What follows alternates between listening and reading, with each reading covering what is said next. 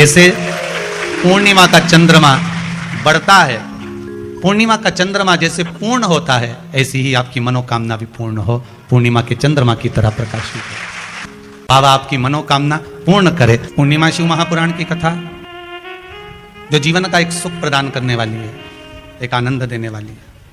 बहुत बड़ा रोग हो गया, छूटने को तैयार नहीं है, बड़े बड़े इलाज करवा लिए, बहुत दिखा लिया, बहुत सब दूर इलाज करवाया, सब दूर दिखाया, पर मिटने को तैयार नहीं है, तो फिर अबीर का प्रयोग, एक चावल का दाना, एक श्वेत पुष्प और अबीर भगवान शंकर को समर्पित कर धीरे धीरे धीरे धीरे शरीर का रोग अपने आप समाप्त होना प्रारंभ मां की ओर लेकर जाओगे, उतना ये मन शुद्ध होता चले जाएगा।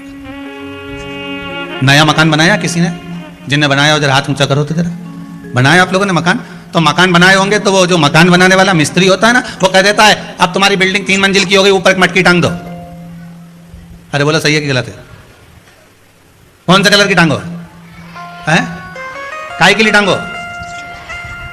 कि जो बिल्डिंग को देखेगा और बिल्डिंग देखने के बाद उसकी नजर उस मटकी पे चली गई, तो मटकी से जब उसकी नजर मिल गई तो जितनी नजर इसने बिल्डिंग में लगाई वो सारी नजर उसकी मटकी पे पड़ते ही उसी में वापस प्रवेश कर गई। मतलब नजर बिल्डिंग में आई।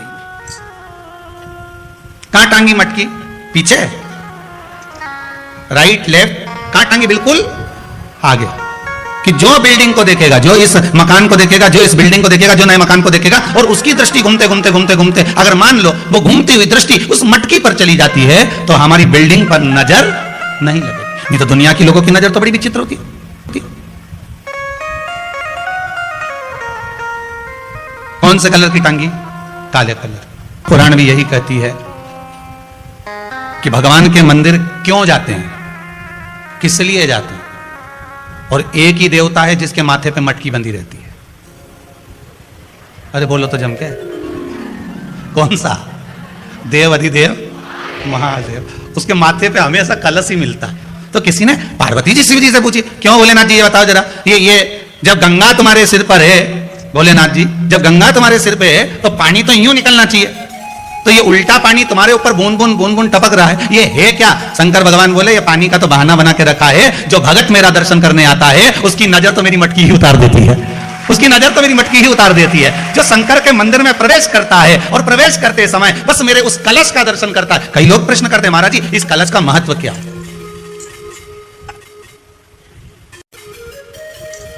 3 टेकी पे टिका रहता है, ब्रह्मा विष्णु महेश, उसके ऊपर कलश, उसमें एक छेद, उसमें से एक एक बूंद पानी नीचे गिरे, अर्थात ब्रह्मा विष्णु महेश एक एक बूंद पानी गिर रहा है, मतलब ये तीनों एक है। पुराण के अंतर्गत स्कंद पुराण में लिखा गया, स्कंद पुराण में वर्णन किया है श्री वेदव्यास जी महाराज ने, कहा यह पूर्णिमा का व्रत इसलिए किया जाता है कि व्यक्ति का जब मन गलत भ्रम में जाने लगता है, मन जब गलत जगह पर जाने लगता है, तो ये मन को गलत जगह पर ले जाने वाला कौन होता है? तो कहा ये चंद्र होता है। व्यक्ति की राशि के अंतर्गत, व्यक्ति की पत्रिका के अंतर्गत, व्यक्ति की ग्रह दशा के अंतर्गत जब चंद्र बेकार चलता है तो व्यक्ति अच्छा करते करते भी बेकार करने लग जाता है। 1 महीने की पूर्णिमा को जिसके घर में दूध की सामग्री बनती हो, दूध की सामग्री तैयार होती हो, खीर प्रसाद तैयार होता हो, उसके घर में कभी क्लेश नहीं हो सकता। अब पूर्णिमा के व्रत में आपने कई बार किताब पढ़ी होगी पूर्णिमा की, या आपने व्रत किया होगा, या पूर्णिमा का व्रत आप धारण करे होगे, तो उसमें पूजन कौन से भगवान की होती है? पूर्णिमा के व्रत में किस भगवान की पूजन होती है? तो कहा पूर्णिमा के व्रत में केले के खंभ लगाकर पूर्णिमा का जो अध्यापन होता है, पूर्णिमा की जो पूजन होती है, उस पूजन में शंकर और पार्वती की पूजन की जाती है, शिव और नारायण की पूजन करी जाती है, शंकर और पार्वती का स्मरण किया जाता है। किसकी पूजन होती है? शिव पार्वती। क्यों शंकर और पार्वती का पूजन क्यों करा जाता है पूर्णिमा के व्रत में? क्योंकि शिव और माता पार्वती ही केवल एक ऐसे हैं जिन्होंने अपूर्ण लक्ष्मी को भी पूर्ण बना दिया था। किसको पूर्ण बनाया है? लक्ष्मी। और भगवान को 1 लोटा पानी अगर शिव को समर्पित कर रहे हो, श्वेत पुष्प को रखकर शंकर जी के ऊपर सफेद फूल को चढ़ाकर अगर 1 लोटा जल भी, एक पात्र जल भी शंकर को समर्पित कर रहे हो, तो ये लक्ष्मी के लिए ही तो कर रहे हो। और कौन सी लक्ष्मी? पूर्ण लक्ष्मी। पूर्ण लक्ष्मी। आपको पहले भी कथा में कहा, एक बार भगवान विष्णु के सामने लक्ष्मी मैया ने बहुत तेज स्वर में कह दिया था, नारायण, दुनिया के लोग आपका नाम जपते हैं, दुनिया के लोग नारायण नारायण कहते हैं, दुनिया के लोग आपका भजन करते हैं, और सत्य मायने में कहूं ना तो मेरे बिना दुनिया के लोगों की नहीं चल सकती, मेरे बिना दुनिया नहीं चल सकती, संसार मेरे बिना नहीं चल सकता। भगवान विष्णु ने कहा ये तो गलत है लक्ष्मी आपका कहना। एक दिन लक्ष्मी को अहंकार आ गया, अहंकार के संबोधन जब माता लक्ष्मी करने लगी तो भगवान उसी समय पर भगवान विष्णु को क्रोध आ गया और भगवान विष्णु ने कह दिया, लक्ष्मी तू इतनी बड़ी बड़ी बात कहती है कि तेरे बिना नहीं रह सकती संसार। मैं तुझे कहता हूं लक्ष्मी तू अपूर्ण है, तू अपूर्ण है, तू पूर्ण कब हो गई?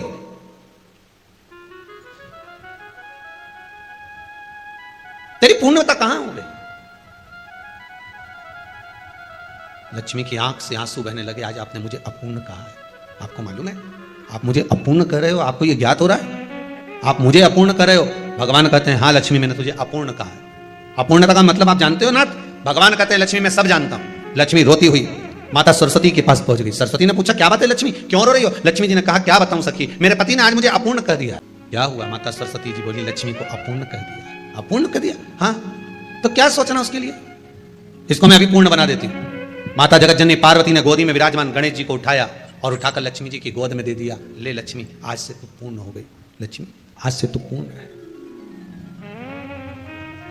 गोदी में जब तक संतान नहीं है तो नारी को लोग अपूर्ण समझते हैं, पर माता पार्वती जी ने संपूर्ण ब्रह्मांड में एक सिद्धता प्रदान कर दी कि अपने गोदी के लाल को, अपने गोदी के पुत्र को माता ने लक्ष्मी की गोद में देकर लक्ष्मी को पूर्ण बना दिया। पूर्णिमा के नारियों को, स्त्रियों को अखंड सौभाग्य के लिए जो नारी वैधव्य नहीं होना चाहती है उस नारी को पूर्णिमा के कितने व्रत करना चाहिए? जिस नारी के यहाँ संतान नहीं हो, औलाद नहीं हो, उसको पूर्णिमा के कितने व्रत करना चाहिए? जिस नारी का पुत्र, पति बहुत बीमारी से ग्रसित हो, लग रहा हो कि ये मेरा बेटा बहुत बड़ी बीमारी में घिरा हुआ है, तो नारी को कितने व्रत करना चाहिए? स्वयं भगवान कृष्ण ने माता यशोदा को द्वापर में भी बताया है कि पूर्णिमा के 32 व्रत होते हैं। कितने व्रत होते हैं? 32। भगवान कृष्ण यशोदा रानी को, माता यशोदा जी को भी बता रहे हैं 32 व्रत। अब आपको किसी ने बता दिया होगा कि 8 कर लो, 7 कर लो, 6 कर लो, 12 कर लो, इसलिए आपने बोला कि 12 कर लीजिए, 32 कर लीजिए। अरे यहां तो द्वापर की कथा भी कहती है। यशोदा जी ने एक बार भगवान कृष्ण को रोक कर कह दिया, ए कन्हैया रुको। कन्हैया बोले बोलो मां क्या बात है?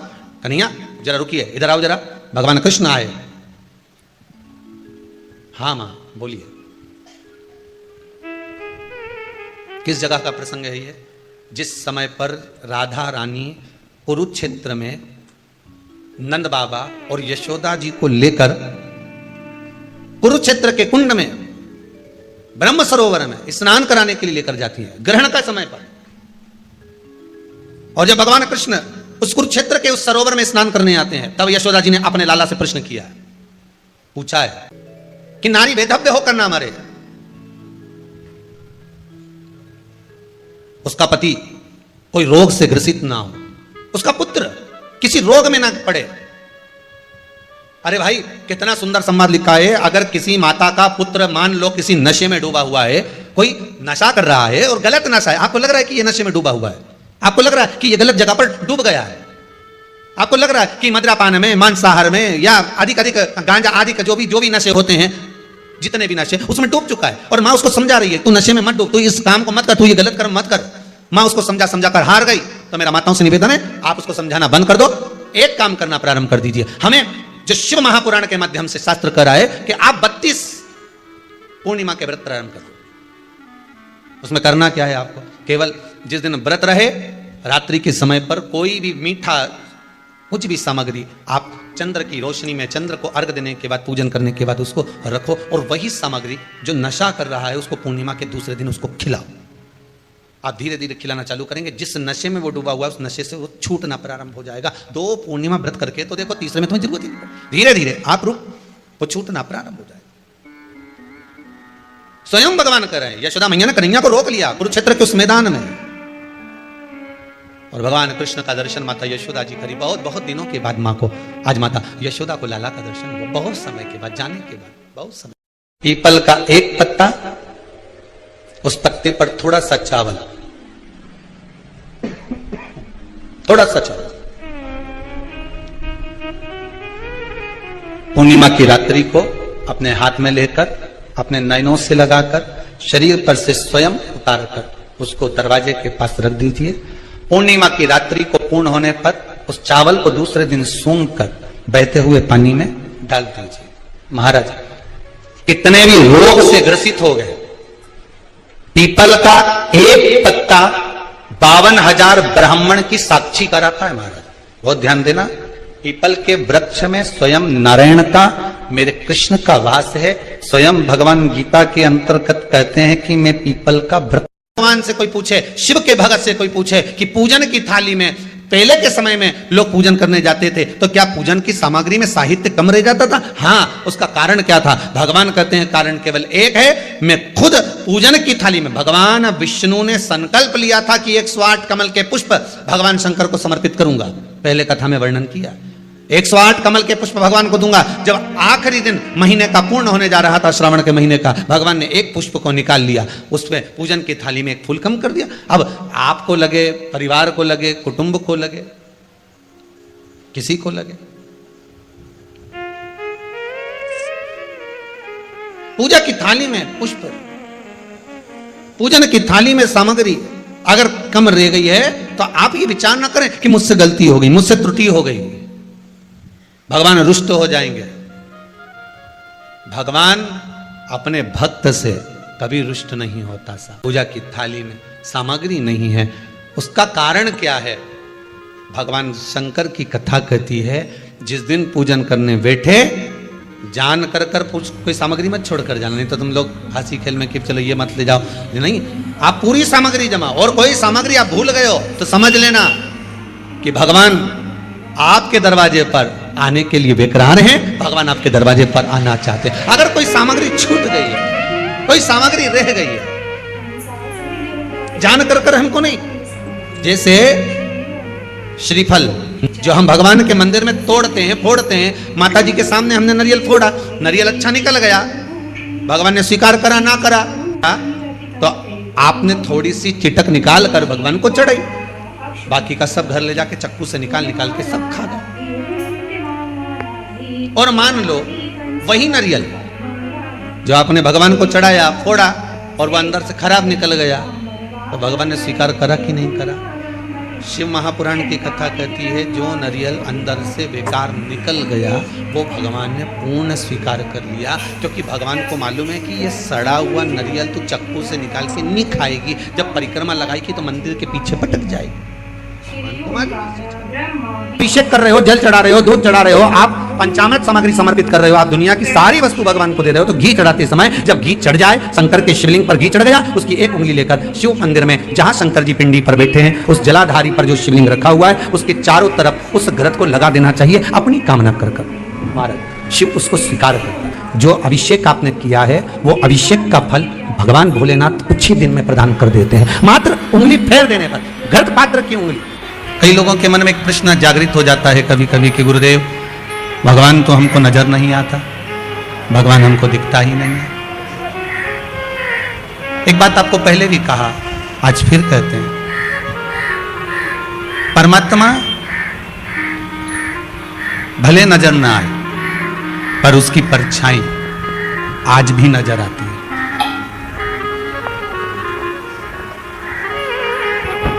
और हम तो भगवान से यही प्रार्थना करते हैं, चंद्रमा की रात्रि में जो मेरे शंकर के मस्तक पर चंद्र होता है, इसलिए कथा को 2 दिन की रात्रि को ली है कि चंद्रमा को जैसे आपने मस्तक पर धारण करा है, मेरे शंकर जो इस रात्रि की कथा को सुन रहे हैं उनको भी उन्नति की सीढ़ी पर आगे बढ़ा देना।